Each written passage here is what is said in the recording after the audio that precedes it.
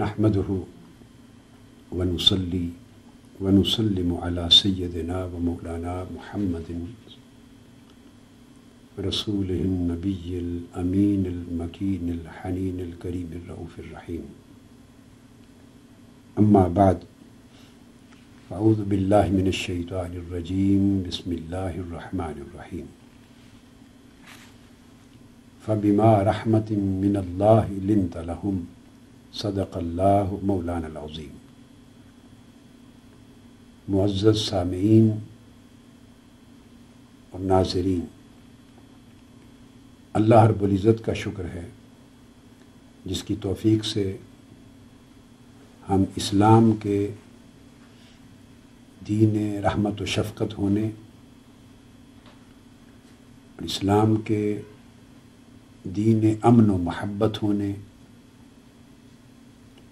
اور اسلام کے دین عنایت و سہولت ہونے کے موضوع پر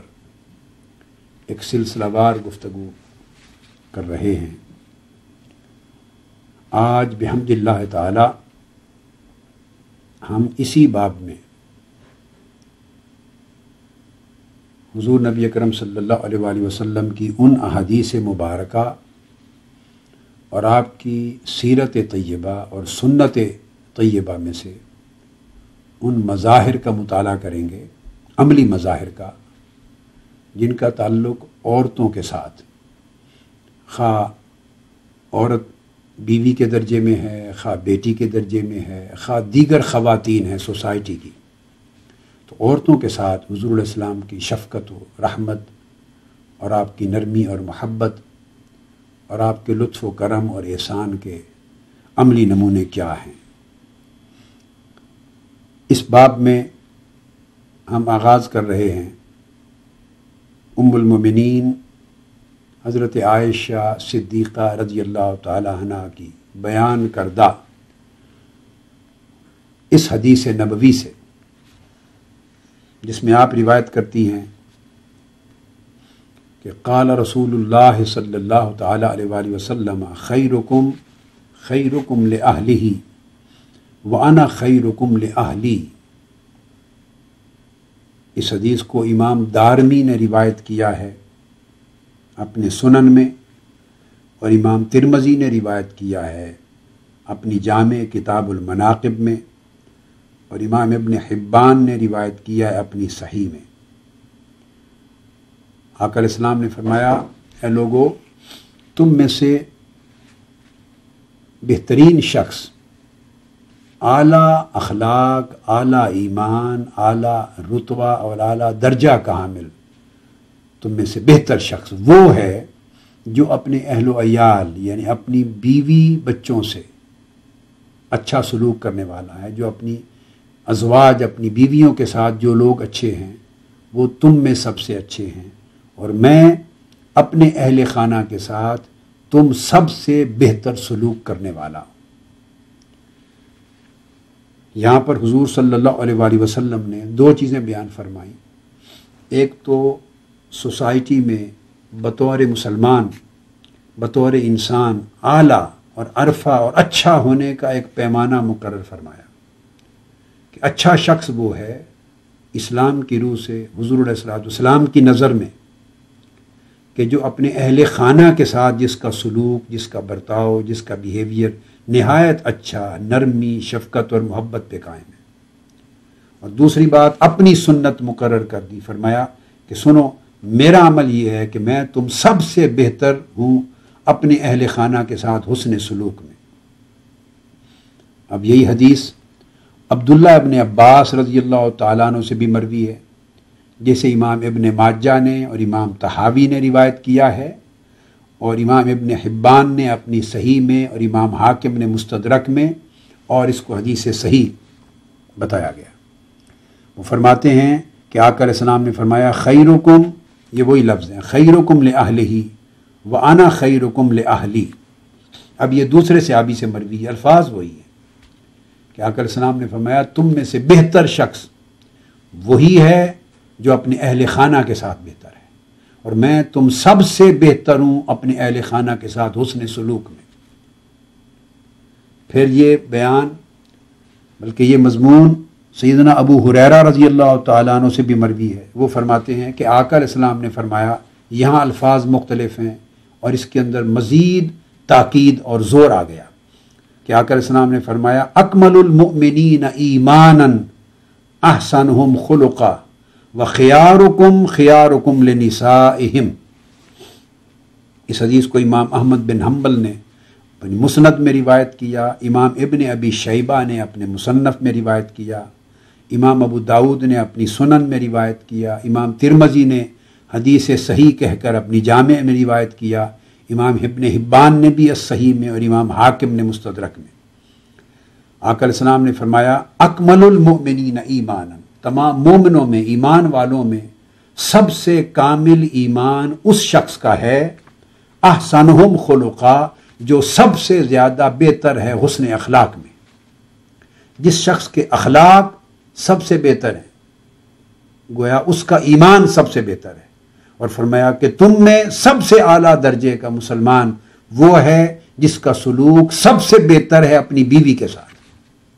جو لوگ اپنی بیویوں کے ساتھ حسن سلوک میں سب سے اعلیٰ ہیں وہی لوگ اخلاق میں اعلیٰ ہیں، اور جو اخلاق میں سب سے اعلیٰ ہیں وہی لوگ ایمان میں سب سے اعلیٰ ہیں۔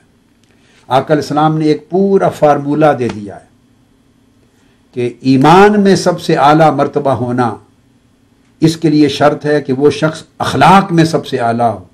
جس کا اخلاق اچھا نہیں ہوگا اس کا ایمان اچھا نہیں ہے، کامل نہیں ہے، اور جو اپنے اخلاق میں حسن خلق میں کامل ہے وہ کامل الایمان ہے۔ اور حسن خلق میں کون کامل ہے؟ جو اپنی بیوی کے ساتھ، اپنے اہل خانہ کے ساتھ سب سے اچھا ہے۔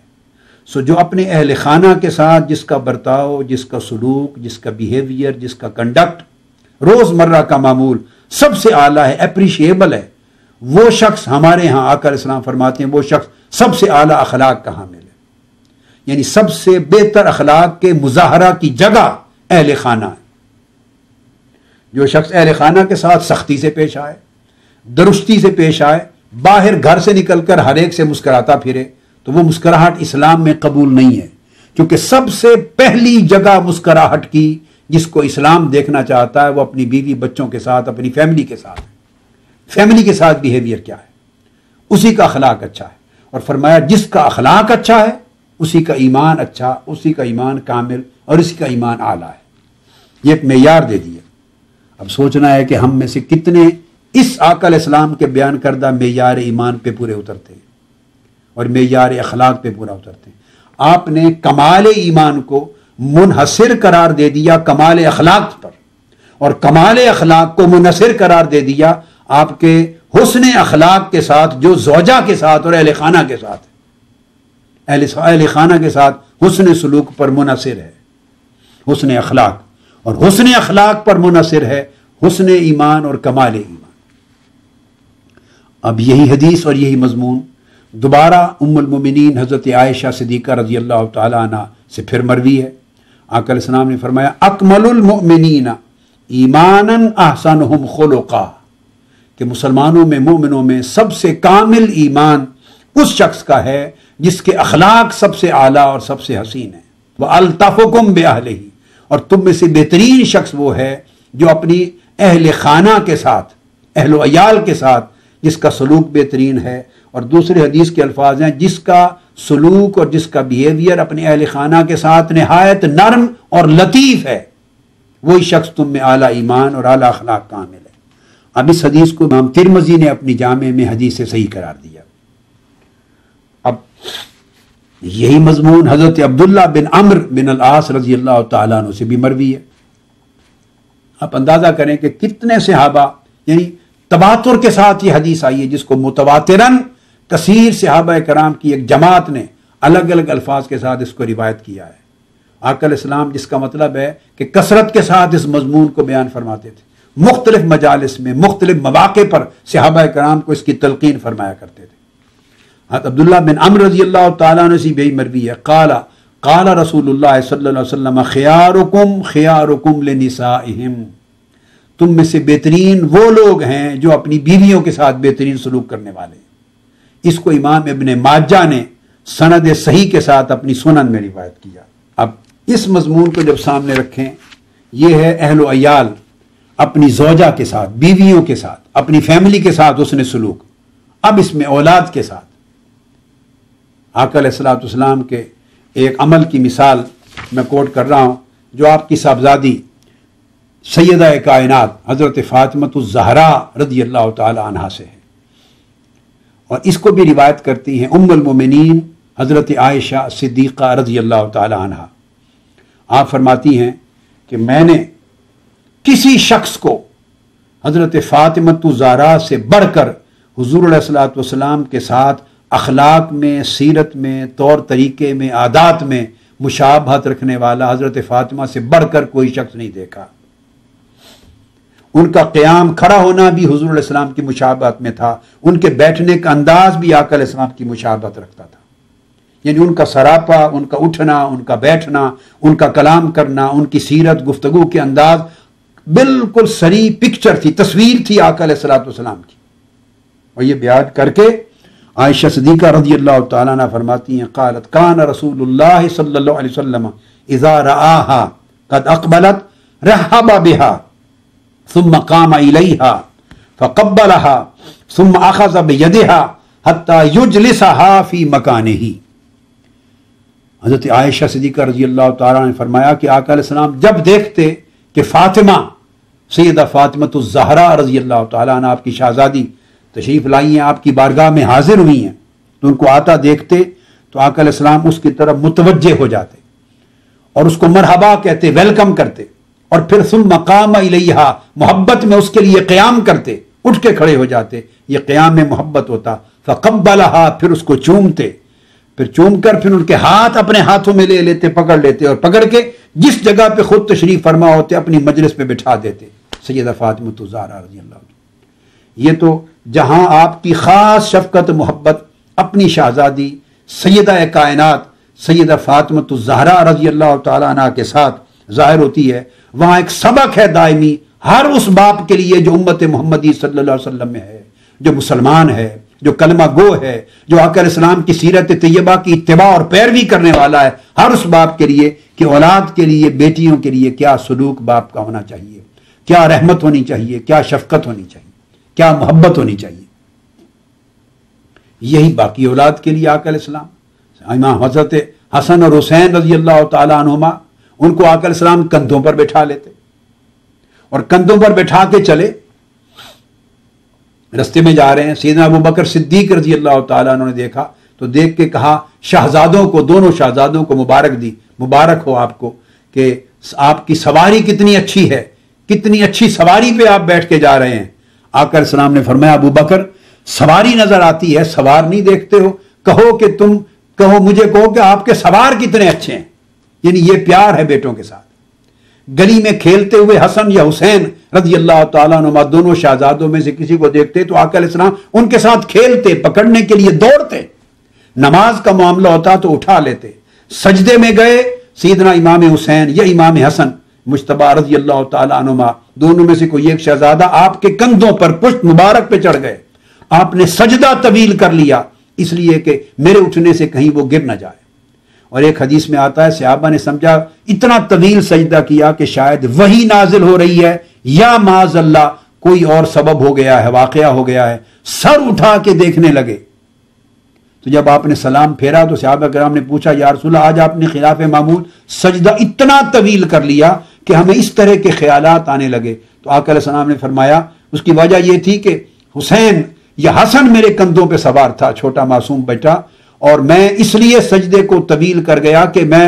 اگر اٹھتا تو ممکن ہے وہ نیچے گر جاتا، میں نہیں چاہتا تھا کہ وہ نیچے گر جائے، تو جب تک وہ خود اتر نہ جائے میری پشت سے میں سجدہ طویل کرتا رہا۔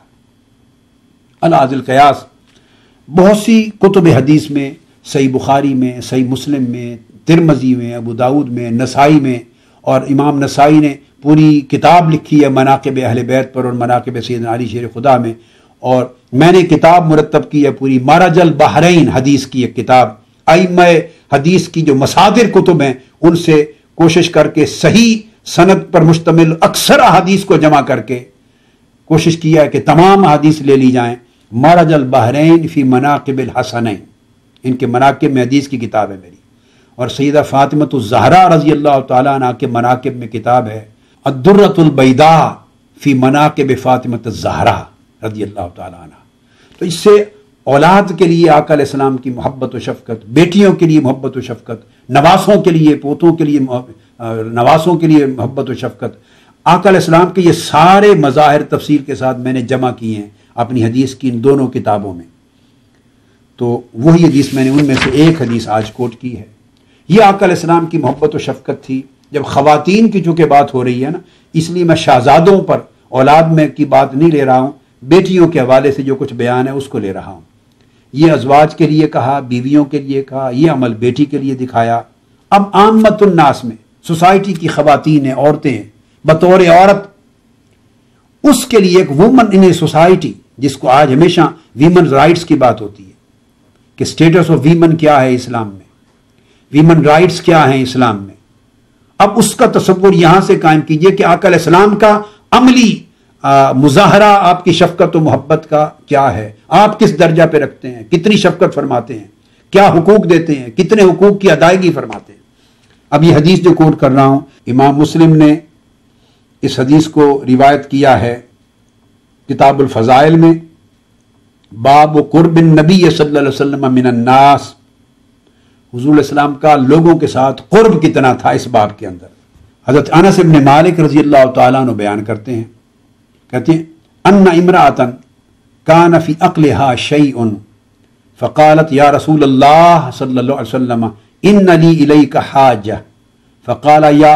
ام فلان انظری ایسک شئت حتی اقضی لک حاجتک.